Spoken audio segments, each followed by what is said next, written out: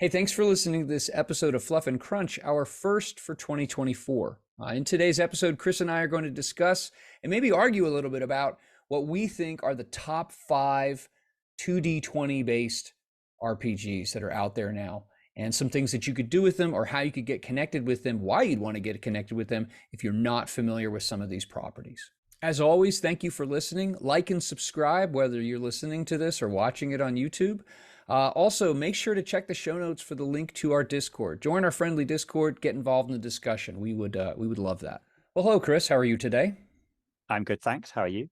I'm very well, thank you. Today, we are going to talk about our top five 2D20 properties. And we had originally planned to harmonize to have one single list, but actually our lists that we just shared with one another are quite different.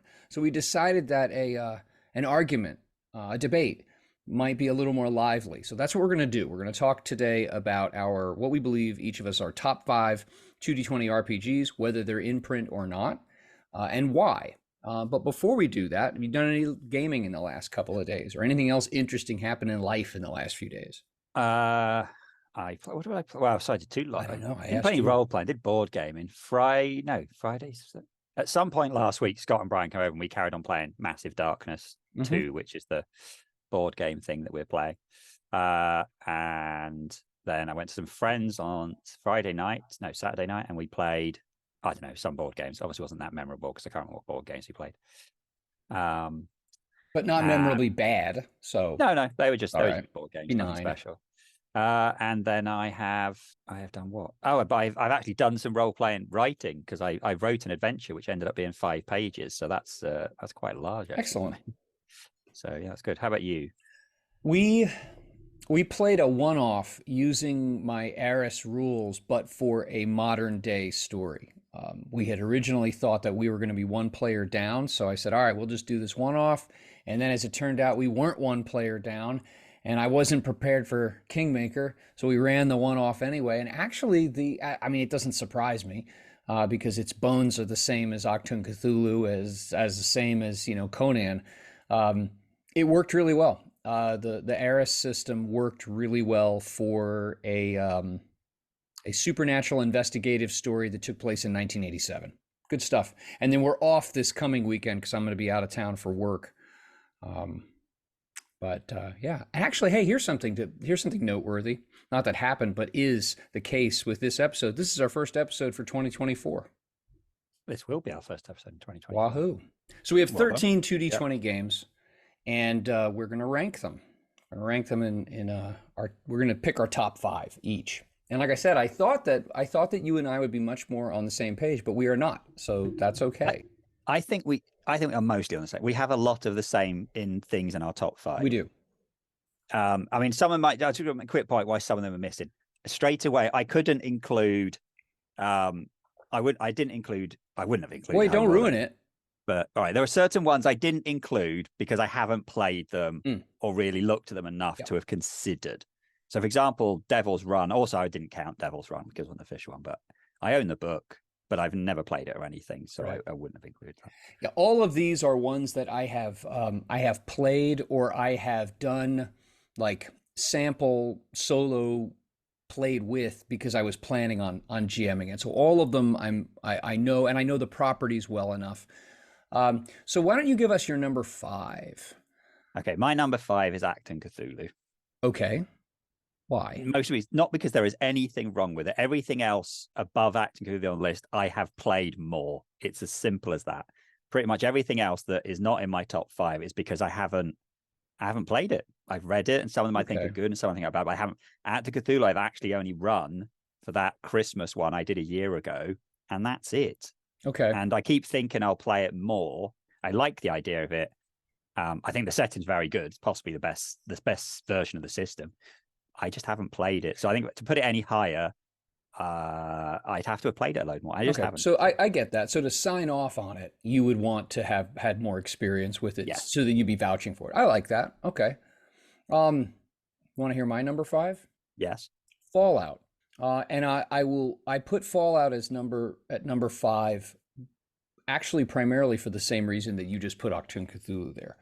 It is the one that I have played with the least.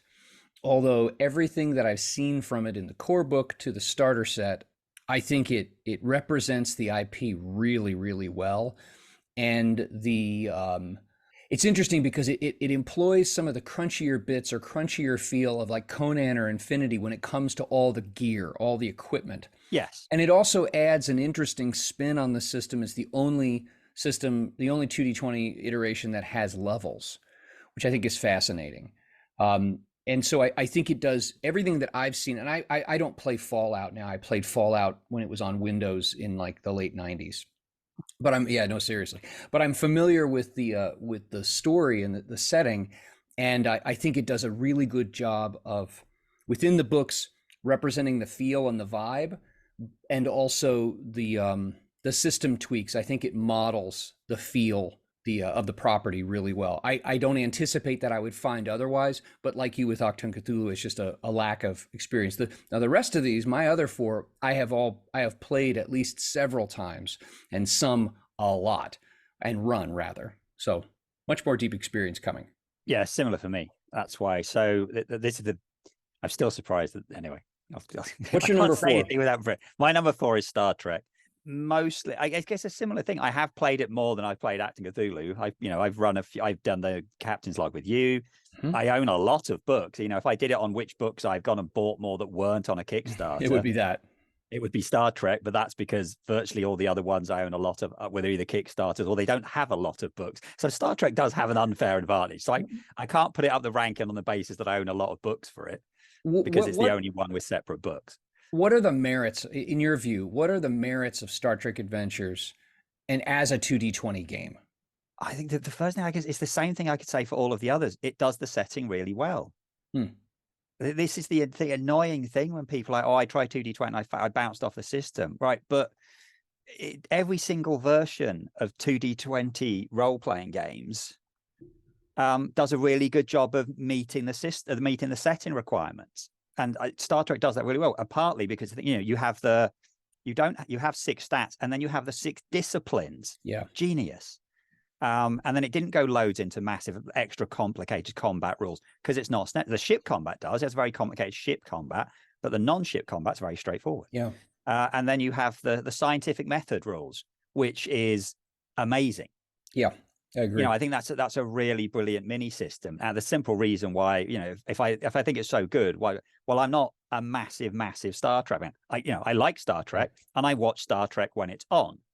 But I don't then go away and talk about it loads, and I don't obsess about it, and I do not have any Star Trek merchandise at all. Whereas I have merchandise for loads of others. I have no Star Trek merchandise because I watch it and I enjoy it, and then that's the end of it. You're not that deep into it.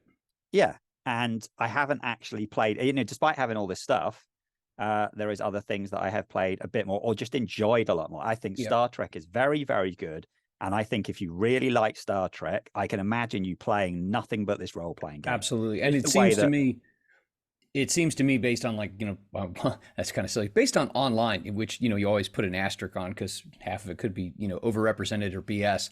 But it does seem like there are a lot of folks out there who that's their game. Like for a niche audience, Star Trek Adventures is their D&D. Yeah. And I think that's fine because D&D, totally.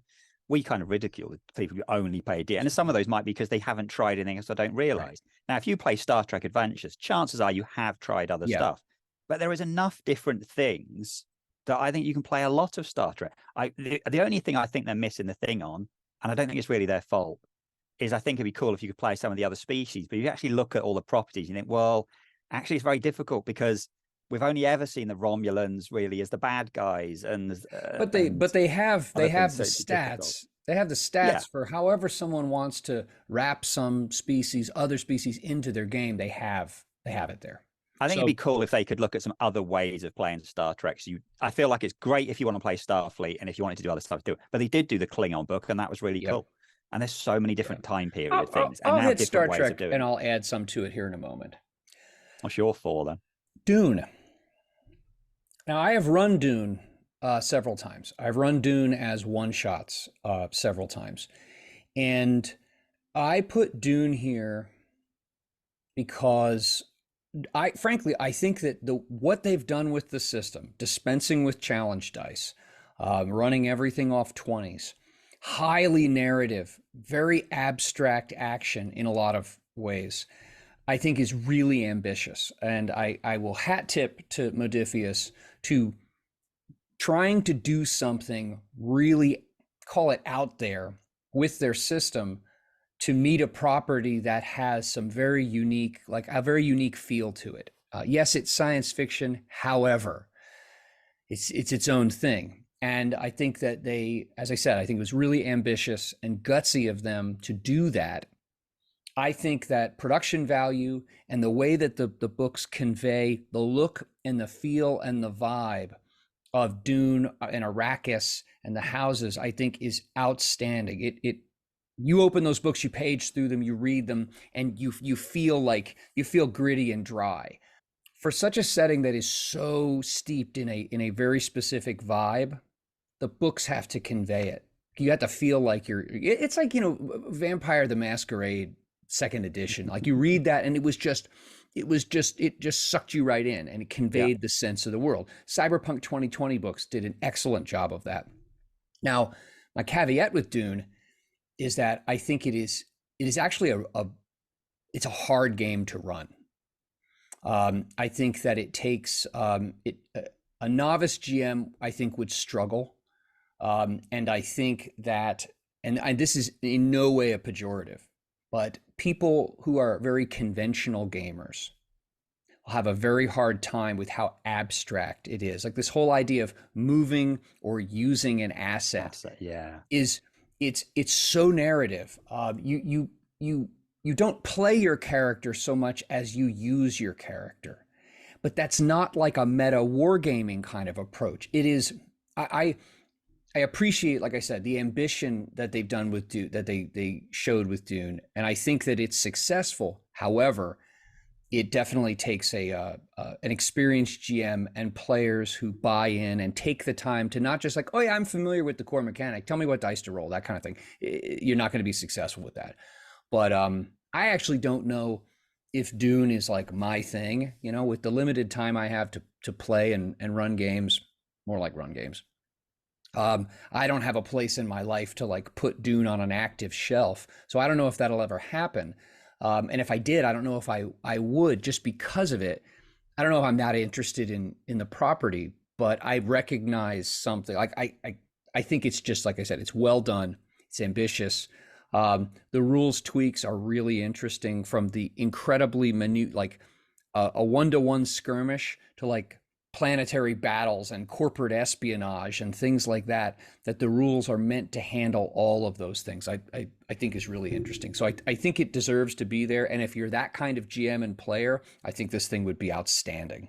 Just for the hell of it, I filled out my list of top 10 and put, not spoilers, but here's spoiler, but put Dune outside my top 10. But that's because I've just spent the last 2 years remembering one thing about the system which I disliked, and also my general stuff, my other things about Dune, which is nothing to do with the role-playing game. So like, right, I felt like I'd watched half a film, so I have a thing against the film's amazing. These are all the good reasons. That has nothing to do with the game.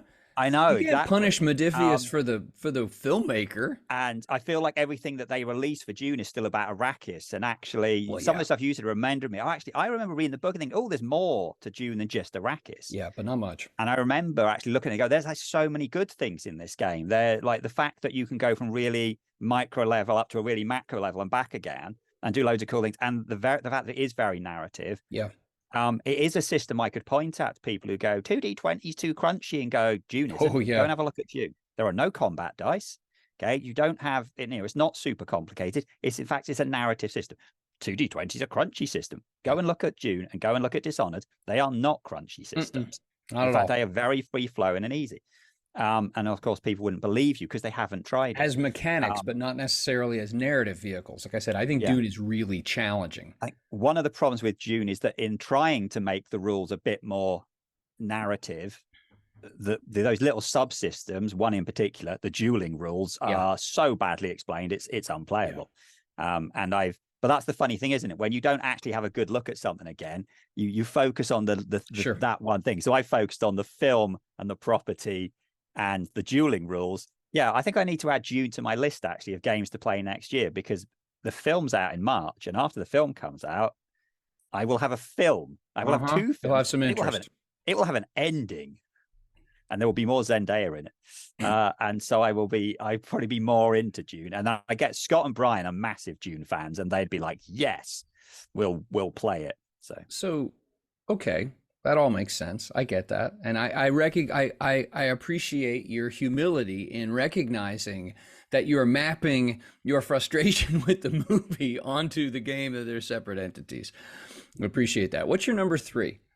What do you put? My number three, you've already said, it's Fallout. For everything you said, but then I have played Fallout, the video games, more recently, and it did an amazing job of capturing that. The fact that they dumped all their normal stats, and in Fallout, you famously have your stats are spell out the letter special, and they had that. You had special, and in Fallout, when you level up, you gain perks. And the same thing again, you gain perks in the game. So the actual character creation in the role-playing game matched the character creation from the more recent Fallout computer games, but still fitted 2D20, which I think is amazing. Really. It's literally like, that is so impressive.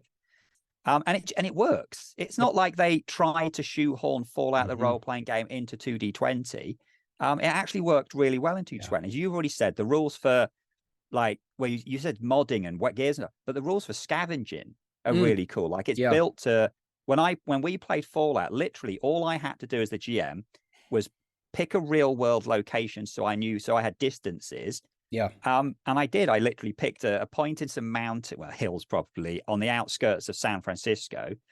And then I just printed real world maps. Yeah. And so everywhere they were walking was real world places that I had the maps for. And I could map out buildings and go, this building is either not there or it's destroyed. And then that was ruins that they could investigate. And I could use, pictures of this is what it looks like now. So imagine it's a bit ruined. Because the system just let me do that. I didn't have to. I've criticized a lot of 2D20 games for not being very clear. What do you do as a player? Right. What kind What's of your day-to-day activity? Fallout is obvious as it can be. Yeah. And Fallout let me just play a sandbox world where, there's going to be people in there you're going to come across, and you're going to, just go on there. And as they went along, they met a guy who gave them a little quest. I mean, I literally played it like the role playing, the video games, and it worked easily. That's what I mean. In reading, I have the starter box and I have the core rule book, and in reading those and working through, like, kind of doing a demo run of sorts of the adventure mini campaign, whatever you want to call it, that's in the starter box. Yeah, it just, as you're fond of saying, it just works. And it is so serendipitous that it just fits that system, the bones of the system fit the needs and the I don't know, call them the tropes of the property itself. Yeah. It just fits perfectly. And it's not, and it is a more, it has more fiddly bits than, say, Star Trek Adventures, but it's not so crunchy that it's cumbersome. I don't think any of the games are, but it's definitely not. So yeah, I could totally see where you'd put Fallout right there. Yeah. I mean, we had a lot of fun playing it, and it would have been easy. It's very easy to play as short sessions, or you could have played it as a crazy long campaign. Yeah. I think it'd be very easy to do that. And if some of the others, it's like, well, I'm not really sure what they should be doing. And I'd like more, like those things they have in Star Trek, those 1-page missions. Some of the other settings could do with those, the mission brief things. Fallout, because they give you the rules right out of the start for basically scavenging. Yep. I don't need that. So Fallout. Well done. Really good job with Fallout. What's your number 3 then? Conan. Sadly out of print. Now Conan, if you're not familiar with it, if you're more of an Achtung Cthulhu or Star Trek Adventures player, is obviously same core mechanic. Conan just hangs a lot more crunch, a lot more options onto the core mechanic. There's a longer skill list. There are some additional types of attacks and things. There's the whole sorcery system. There are a lot of other pieces and parts, like moving gearboxes and pieces of like the overall engine components. So it is definitely crunchier. I think Conan, it was outstanding in terms of the lore and the setting offerings, rather, all the books. And not just the books like the Conan Conan the Thief or Conan the Barbarian or Conan whatever that looked at that sliver of Howard's Conan stories, but other books like the what is it, Ancient Ruins and was Yeah, I it mean, I'll jump Nameless in on this Cults? There's a whole now bunch as of well. other Yeah, content for the game that if you don't know a lot about Howard's world of Conan, you will, yeah, whether you have only a few of these books or you find a bunch of them, obviously nowadays on the secondary market, because it's not in print anymore. Modifius can't sell it, not even the electronic copies.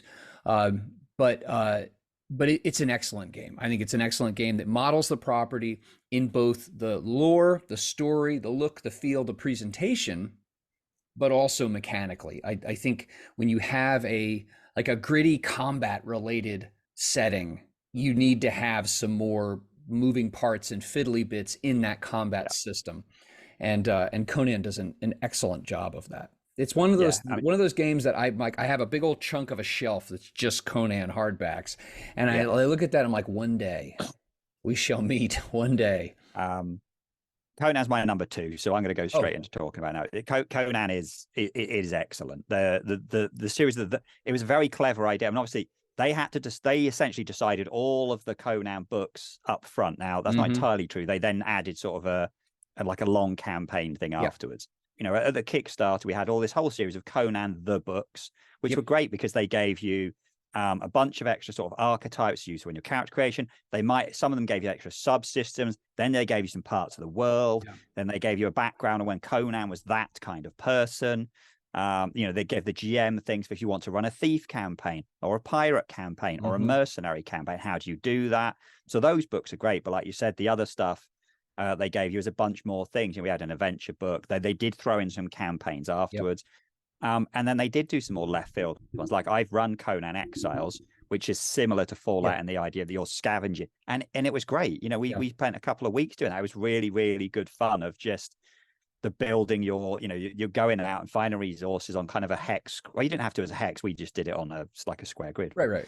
Right. Finding things and using those things to build something else, kind of like you do in Kingmaker or Ultimate Campaign, that Mm-hmm. kind of idea. And that was really good fun. So again, Conan was really good because you could use it different ways, and there was enough stuff. And admittedly, but when I look at my top two, it's unfair. But I'm not going to ignore my top two. But I'm comparing Conan, where I kickstarted it and I basically didn't do anything until I had like 5 or 6 books, and then I Mm-hmm. compare that to like a Dishonored where it has 1 book. Yeah. And that's not really a fair comparison, but at the same time, but that's what I have. I have a bunch of stuff for Yeah. Conan, and some of these other properties, well, they didn't put a lot in it. Yeah. So that's it's not my fault that it's not a fair comparison. Yeah. True. But I think Conan's great. if you're interested in a grittier, like kind of maybe for lack of a word, nastier, less forgiving in the story, but your character's still tough. Your characters are tough, so your characters can wade into like a sea of Picts or whatever. But the story is a grittier, less forgiving. It's not sunny and happy where it's like an anime. It ends up and someone's like this at the end. That was a peace sign. You couldn't see that on anyway. It doesn't end up. It's not like cute and funny. It's like no, the village got burned down and everyone was killed. If that's the kind of if you want to run a fantasy game like that, I mean, the wonderful thing about if you can find the core book is basically the PHB, the DMG, and an abbreviated monster manual in one single book. So if you can find that thing on the secondary market, you're good to go. Yeah. So the only thing the core book it doesn't have as much of the setting as some of the other all the other books. It's bigger picture. The other ones go more in depth. Rules wise, it has absolutely the stuff that they add in the other systems you don't need. It has plenty of monsters and it has all the character creation and rules you need to play it, and like the displays, which are the how you killed someone and then you hold their head up and go, look what I have done. Their minions away. Yeah. I was going to say that one of the things about the combat is it is helpful to have characters that are useful in combat. But actually, if you have ones that aren't good, like in melee, if they're good at talking, you can use you can intimidate or you can persuade people and damage them. I mean, it works as damage, But you have to then think, well, it's being abstracted. You're reducing someone's morale, or you're trying to persuade them. So you That's a good can do point. things that way. So That's a then good you don't. point. Oh, go ahead. Sorry. No, I was going to say you go. I was going to say that's a good point. That Conan is a gritty, action heavy setting. However, action doesn't only mean punching and slashing and shooting. You're right. The that side of it, and then the nastiness of sorcery. Yeah. So if you can find Conan on the secondary market, you can find it used somewhere, I would pick it up. It's a perfect example in the original couple of things, and they don't really talk about it as much later on. Well, later on, they combined all the health together. If you wanted to persuade someone mid-combat in a 5e game, your GM probably wouldn't. Oh, we're in combat now. Yeah, the difficulty would be too high. They're pissed off at you. The Now. difficulty is going to be plus 10 you or can't something do like it. that. So you'd have to have a spell or have a bard that has a special ability that lets you do it. There's nothing stopping you doing in the middle of most 2D20 games, a mental attack. It's not, I'm phrasing it like that because that's how the game treats it. But really, you are intimidating or trying to persuade or deceive someone or something that's, maybe is going to harm someone. They run away or they turn on a friend or whatever else. And you don't need a special ability to do that. It's just standard. It's just baked in.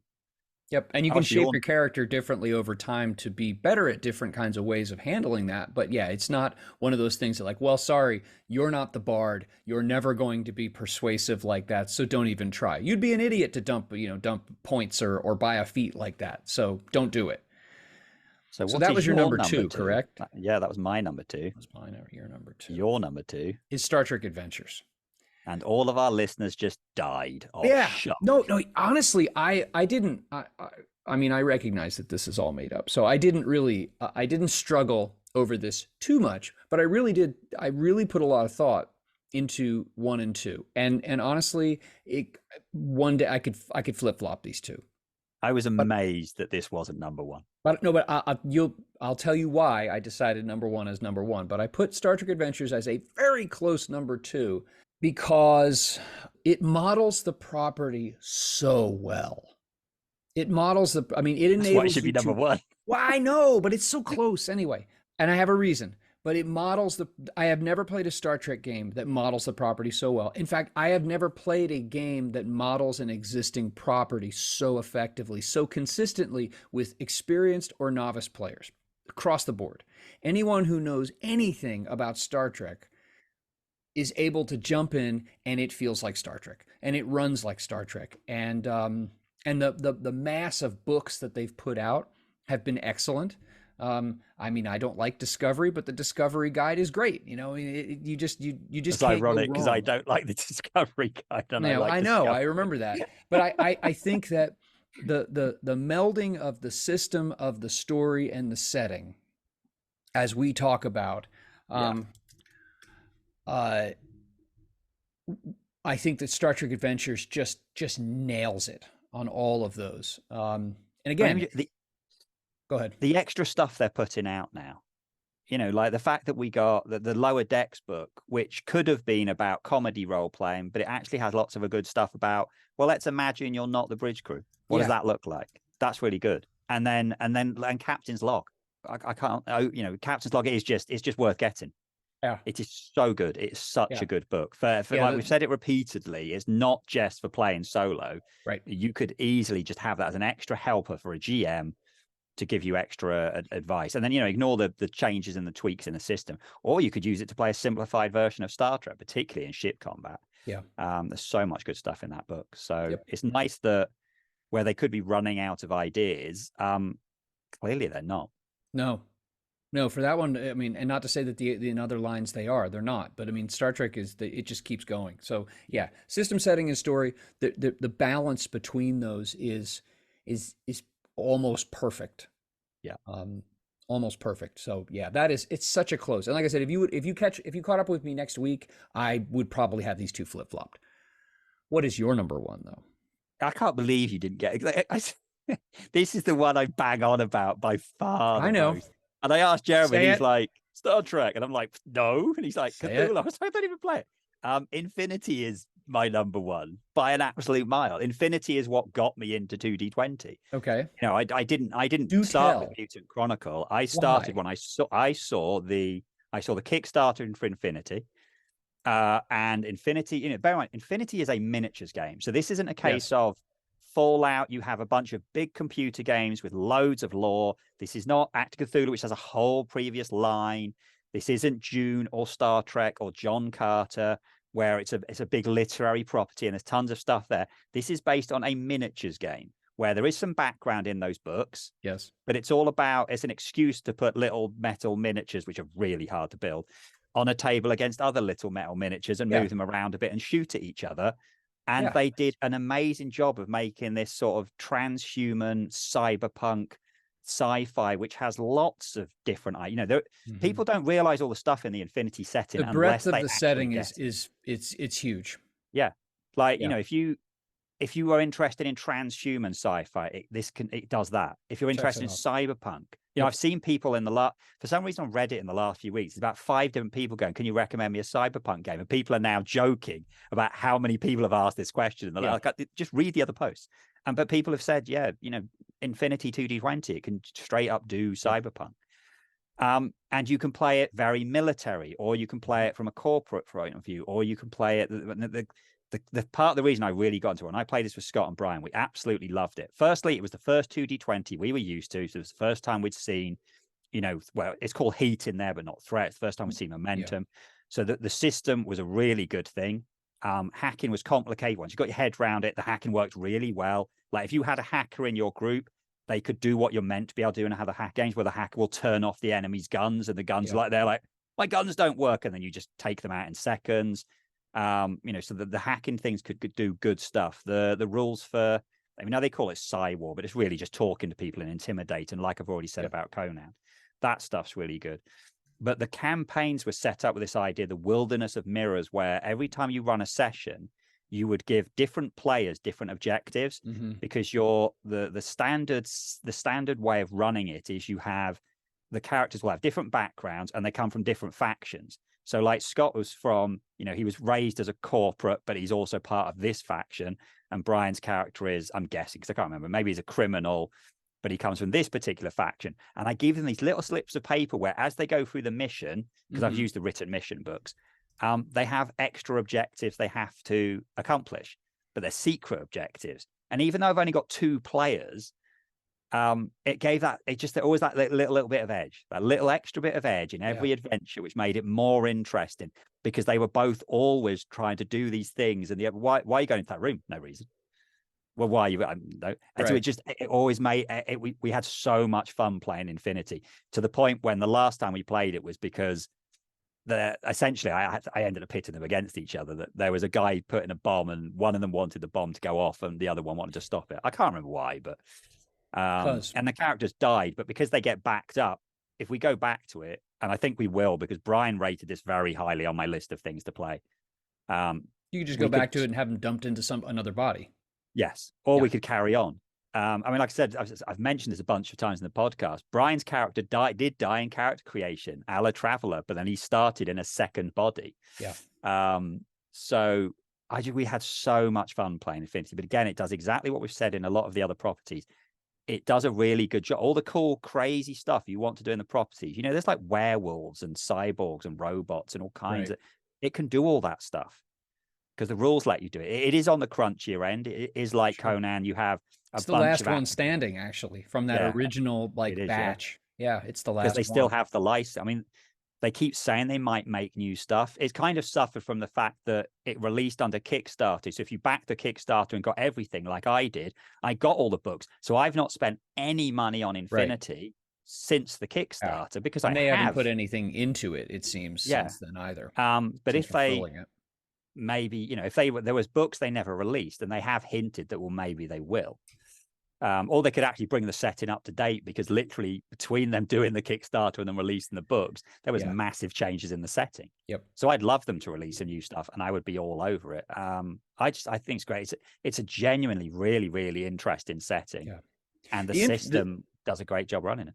The thing that I found about it, and I have the core book, and I have like Ships of the Humans, but I have a book of ships. I agree completely that when you have the technology of that type, like cyberpunk, if there's cyberware, if there's those kinds of things, that kind of if that kind of stuff is prominent in the sci-fi, I think the rules need to be a little crunchier than say Star Trek Adventures. Yes. Um, and yeah, it does a nice job. And I love the fact too that I mean it is the oldest version of the system that still exists, that's still supported to some degree or another. And I mean, again, if you're coming to this from you've only played Star Trek Adventures, you've only played Octo Cthulhu or something like that, the newer iterations, I think it'd be worth going back and looking. You know, if you're already comfortable with Star Trek Adventures or something like Octo Cthulhu, like we know toward the middle of the crunchometer scale, you already understand the core system, how it works. Yeah, there you go. Adding more options and things like Conan and Infinity would require of you would be easy. It'd be actually a lot easier to go a little crunchier than to start off, than to go just jump into the crunchier one without knowing anything about the system. Like So we that is your actually do. number one. That actually does not surprise me one bit. Now that I put like an iota of thought into it, that does not surprise me at all. It's because it wasn't on your list, but Right. you haven't run it or played I it, have neither run it nor played it. I have read which it, is and why not it's not that on your much. list. Yeah. Here's my number one. It's Achtung Cthulhu. And here's why. Okay. It is the most middle of the road iteration of the system. Yeah. I think it's a little crunchier than Star Trek Adventures, but not Literally. by much. And I mean, who doesn't like World War II as a topic, you know? But again, I think that it's like Star Trek Adventures. The setting and the story and the system are a perfect match. What edged out Star Trek Adventures in favor of Achtung Cthulhu for me, here it comes. No, it's not that. It's not that I've made some money off of Achtung Cthulhu stuff. It's not that. I'd have put Eris on here if no. Honestly, it's this. Is that I think that if you strip 2D20 down to its bare bones with the meta currencies and with the stress mechanic and the fact that characters are in most cases pretty tough. They're pretty Yeah. resilient. The thing that I don't think 2D20 does this best necessarily, like it means other modes of play are at a detriment, but I think that 2D20 does pulp high action easiest. Yeah. So if you meet with 2D20 at the lowest hanging fruit of it being this of a great system, it's swinging from chandeliers pulp action, and that's Octung Cthulhu. So Yeah. that's why it edged out Star Trek Adventures by a smidge, by like the diameter of a single like shell casing. That's what it did, uh, because of that. But I mean, it's well supported. It's really easy to think of stories and ideas and places and events and interesting real world characters because it's based on real world and it's really easy to find pictures and maps and things like that.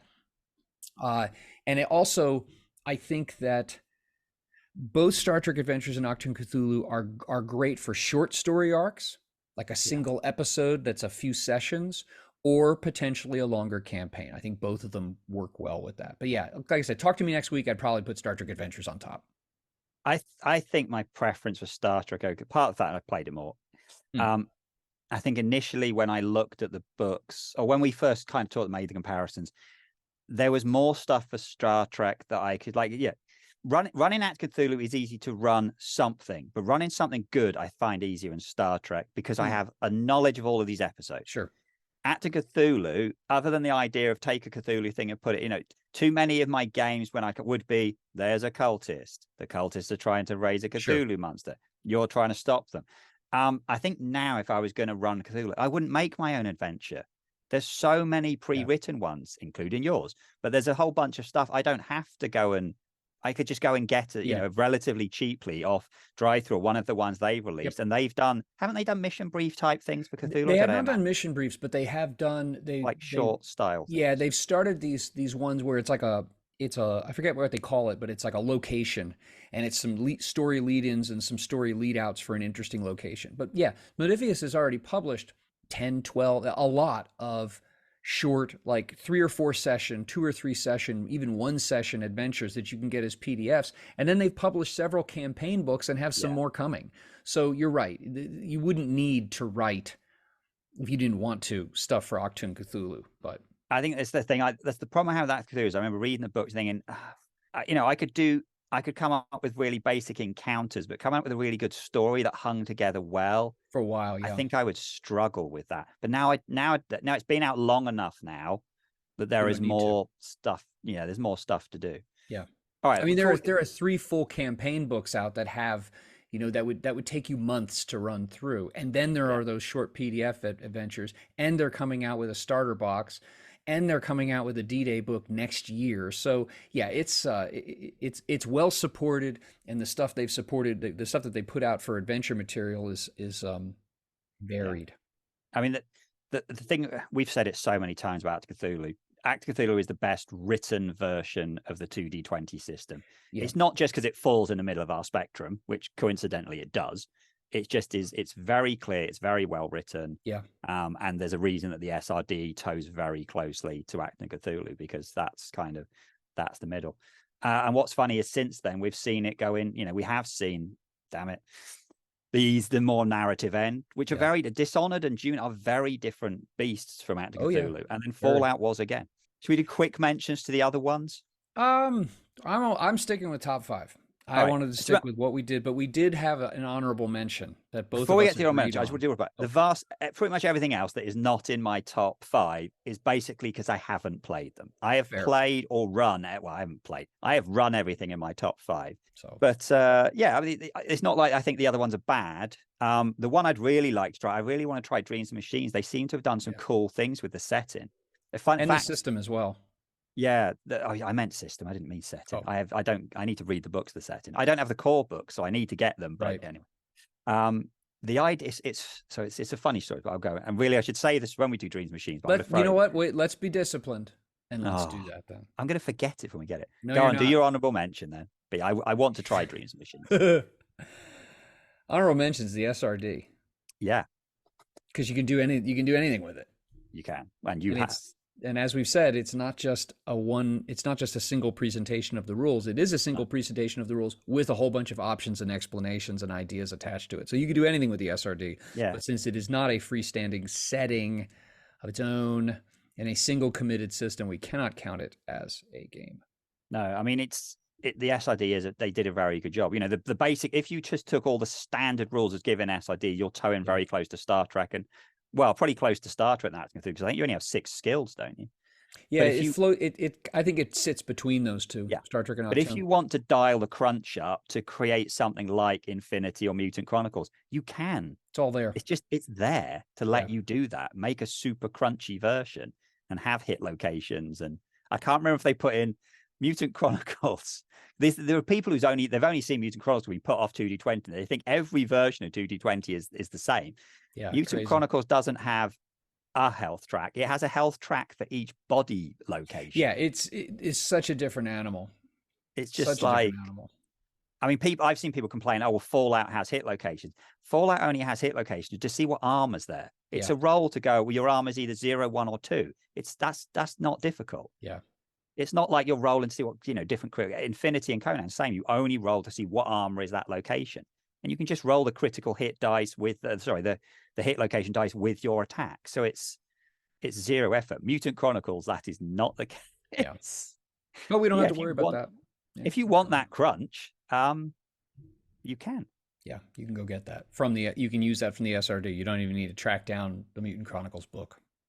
I don't think we need to argue about our combined top 5. Nah, we're good. Because with the exception of Dune, which I don't think belongs in a top 5 list, but your Infinity's not in yours because you haven't played it, and Correct. Dune's not in mine because I've decided I don't like it because of the film. That's fine. The rest of our top 4 is the same. Yep. And I think the space between them is negligible overall. Everything that you say why yours is 1 and 2, I agree with you. I just haven't played it as much as you. Sure. And I prefer my 1, 2, and 3 I've had more fun playing those. But I agree with everything you said. So essentially, our top 5 is pretty much the same. Yep. I think to argue where there would be pointless because I'm trying to put a game that you haven't played in our combined top 5. No point. So if you're listening, play Infinity. There you go. Play Infinity. Actually, play any of these, but let us know what Play you any think. of If you these, disagree, yeah. if you have experience with one of the other systems that we did not mention, let us know. I'd love to hear perspectives on these, on like John Carter or any of them. I'd love to hear Yeah. your perspectives on your experiences. So whether you're watching us or listening, leave a comment and let us know what you are thinking. And also remember that there's a link in this, whether it's YouTube or the podcast, to join our Discord. So jump on and let us know what you think there as well. Yes, let us know why we are wrong that your favorite version of 2D20 is not in our top 5. Exactly. I like that. That's a good way to end this episode. Tell us why we're wrong. And then like and subscribe anyway. Exactly. Thank you, as always, for listening to Fluff and Crunch. You can join our Discord, you can subscribe to the podcast, you can subscribe to the YouTube channel, all through the links in the show notes. Thanks again. Have a great day. We look forward to talking with you.